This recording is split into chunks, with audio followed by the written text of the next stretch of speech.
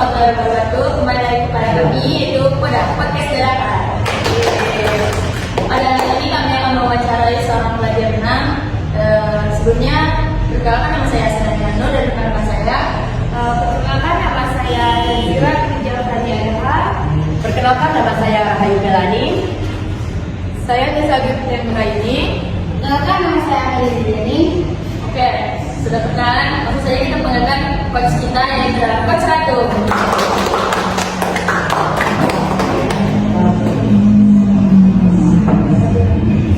Halo Ratu, bagaimana keadaannya sehat? Alhamdulillah sehat. Baik, apakah Ratu siap untuk diwawancara ini? Insyaallah siap. Oke, memang sebelum kita masuk kepada ini, boleh nggak sih ceritakan dulu sedikit tentang pengalaman Ratu sebagai pelatih wanita? Apa sih yang membuat Ratu tertarik sebagai pelatih wanita? Yang membuat saya tertarik dari pelatih renang itu yang pertama saya pernah menggantikan pelatih saya kayak tidak bisa saya menggantikan, jadi saya tertarik menjadi pelatih itu dari pelatih saya juga. Yang membuat saya ingin menjadi pelatih itu karena saya menengok pelatih saya kayak oh enak ya ngajarin, cuma kayak pas gini pas sudah saya jalanin ternyata tidak seenak yang saya. Jadi Ratu kan sekarang ini pelatih ya, udah tahu kesadaran jalan kan kita tahu nih anak kecil itu bisa diatur. Gimana sih strategi Ratu untuk melatih anak kecil? Kalau strateginya itu kita ini ya butuh kesabaran ya, apalagi mendapatkan murid yang emosional, nakal, bandel. Tapi setelah kita menjadi pelatih, alhamdulillahnya tidak pernah mendapatkan pelatih yang pandang, selalu nurut ya, kayak saya bilang A, dia melakukan A, saya bilang B, dia melakukan B gitu.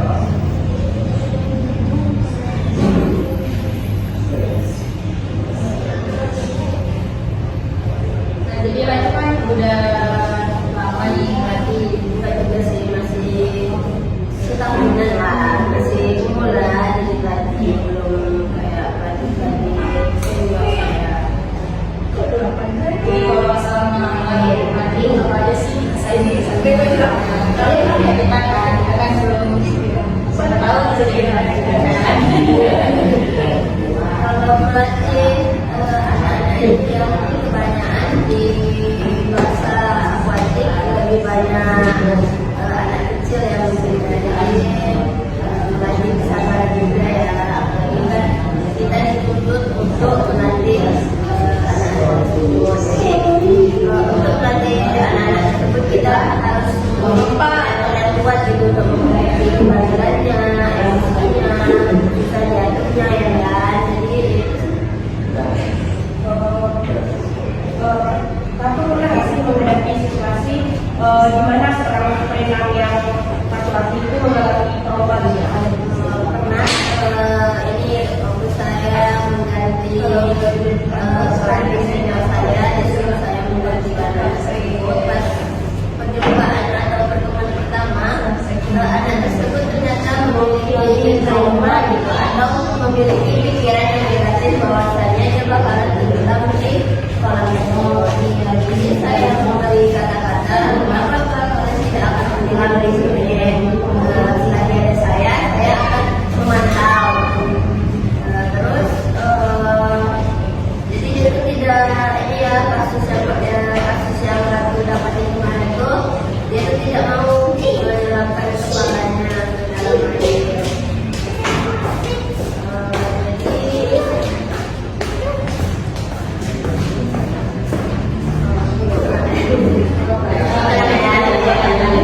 Agak fokus nih karena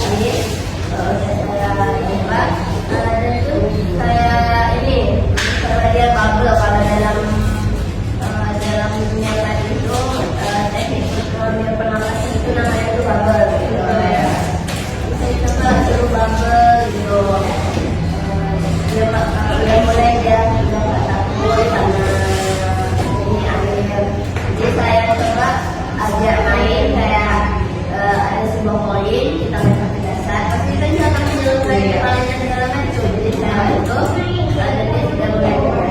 Jadi waktu pertemuan kedua, ketiga sampai saya mengajar sampai keempat pertemuan keempat dia sudah berani untuk berenang sampai ujung gitu. Itu sih kasus yang udah saya tangani cuma satu kali baru trauma ya. Dan strategi apa sih yang terlakukan yang harus digunakan untuk menciptakan lingkungan yang aman dan mendukung migrasi? Kalau prediksi itu misalnya nih aku mengajar kayak 2 sampai 3 murid nih, kita buat suasana di daerah pondok tuh kayak senang, kayak jangan lupa menendang gitu kan, kayak kita buat anak-anak tersebut panik ya sekolah kita bikin enjoy aja anak-anak tersebut gitu. Kayak kalau katakan seasik aja ya.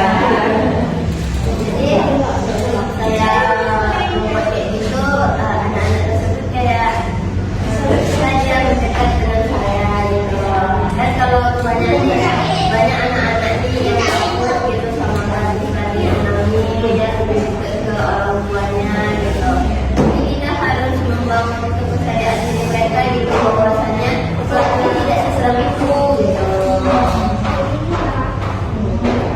Bagaimana kamu membuat berenang untuk membangun kembali kepercayaan diri dan kemampuan mereka di dalam air? Kalau misalnya membangun kepercayaan diri, kita memberi isi kata-kata atau motivasi kepada anak tersebut. Kayak dia pernah bilang, saya mendapat ilmu ini, dia bilang, bisa nggak berenangnya kayak ini, kasih ini, karena panik ya Pak. Ya coba kamu tidak panik. Jadi dia menjawab dengan tidak panik. Sebenarnya mempercayai diri ya Kak. Kalau kita panik lebih tidak bisa ya Kak. Jadi dia bilang kayak gini, kita nggak boleh panik ya Kak. Ya kita nggak boleh panik. Semakin kita panik, semakin kita tidak bisa melakukan berenang tersebut atau gaya apapun gitu. Ya, nanti aku tenggelam. Kita baru percaya diri yaitu dengan memberi motivasi atau kata-kata gitu. Supaya lebih jelek podcast kita nih, nanya kita dulu nggak sih? Betul nggak sih? Betul bilang.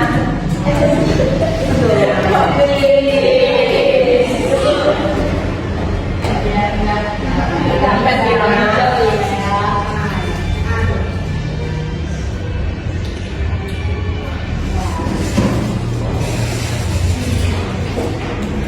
Gimana dari itu?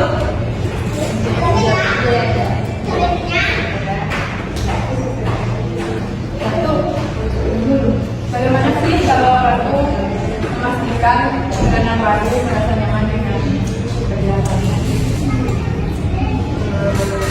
Mungkin karena saya baru dapat ini ya, dapat saya. Saya membangun kepercayaan dirinya atau meningkatkan diri lah namanya itu kayak kita perkenalan diri dulu kayak siapa namanya, gimana apa segala macam lah pokoknya. Jadi dia tidak takut sama saya gitu kan. Terus lama-lamaan misalnya kayak wah capek beneran begini kan pasti tuh ada tadi atau murid-murid ada yang ngobrol dengan ngobrol dan komunikasi ya kan. Nah kita bawa ini, nah ayo misalkan kita suruh mereka berdiri, tapi mereka tidak juga nih. Saya bilang aja di sini bukan pasar, bukan tempat orang makan.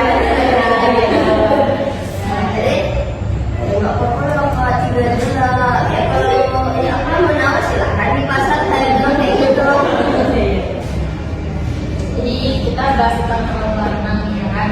Kalau dari Rati sendiri pernah nggak sih dulu waktu latihan baru tuh mengalami trauma atau tenggelam pada saat latihan? Kalau memiliki trauma tuh kayak trauma dulu lah, apa trauma tuh nggak ada. Lebih ke trauma horor. Jadi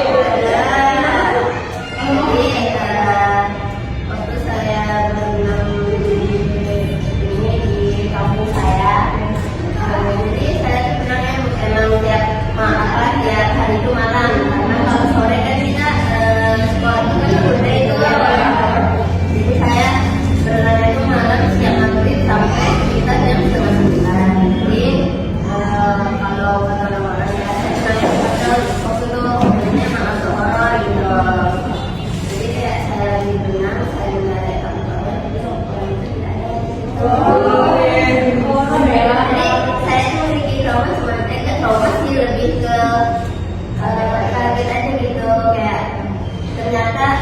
setiap apa ya, renang atau atlet ternyata kan memiliki sisi lain kayak nggak semua atlet nggak semua atlet tuh kayak enjoy, pasti memiliki ini kan masalah-masalah itu. Mungkin masalahnya ada di orang tua, masalahnya ada di uang, atau masalahnya ada di favorit tadi.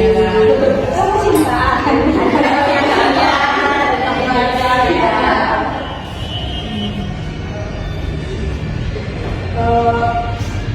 Bagaimana misalnya kan kalau ada ketika seorang trainer itu ingin berbagi tentang trauma mereka pada lagu.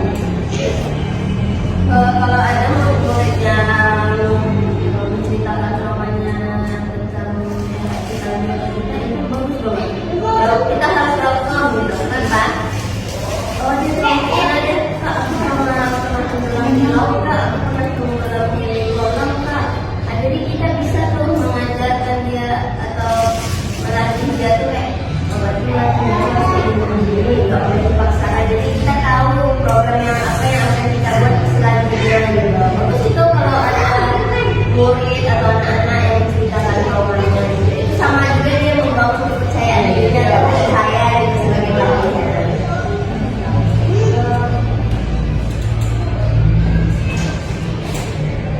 Gimana sih kalau misalnya dari orang tua atau apakah sebuah tuh dalam dunia renang kan sama masih tanggapan orang tua terhadap keinginan lagu ini? Alhamdulillah keinginan aku menjadi pelatih atau menjadi atlet itu dapat dukungan 100% dari orang tua. Jadi dia selalu mendukung apa yang saya lakukan, dia mendukung pokoknya gitu. Jadi harus support Ya, support system. Kalau support system terbaik, ya support system terbaik adalah alhamdulillah.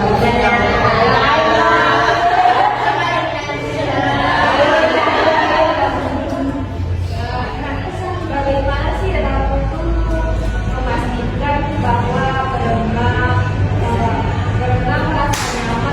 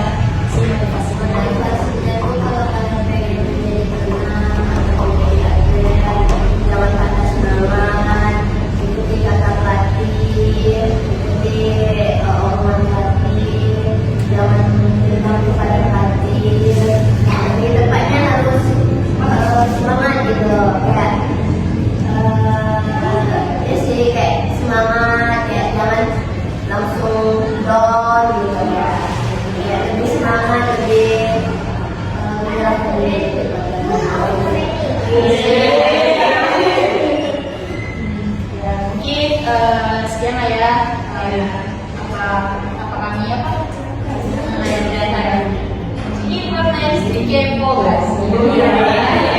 Nah, mungkin dari kita Iya. ya. Ya contohnya kayak si Desa. Namanya pengen deh. Ini lebih penting.